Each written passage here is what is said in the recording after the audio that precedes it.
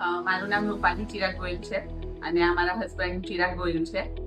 મેં નારીત્વ હોસ્પિટલમાં 3rd મંથથી બતાવવાનું સ્ટાર્ટ કર્યું. મને નારીત્વ હોસ્પિટલનું ઇન્સ્ટાગ્રામ પેજથી ખ્યાલ આવ્યું હતું અને મારી પહેલી ડિલિવરી નોર્મલ ડિલિવરી છે, તો મારી બહુ ઈચ્છા હતી કે મારી સેકન્ડ ડિલિવરી પણ નોર્મલ થાય.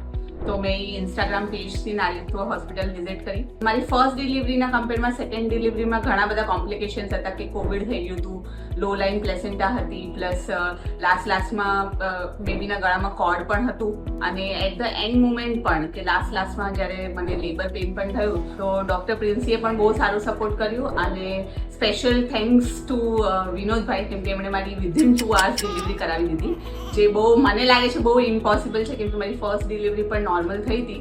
એમાં ઓલમોસ્ટ મને 8 કલાક લાગ્યા હતા. હું 5:30 ઓલમોસ્ટ એડમિટ થઈ હતી હોસ્પિટલમાં અને 7:15 તો મારું સેકન્ડ બેબી આવી ગયું હતું. તો it is less than 2 hours. So I am very happy and satisfied.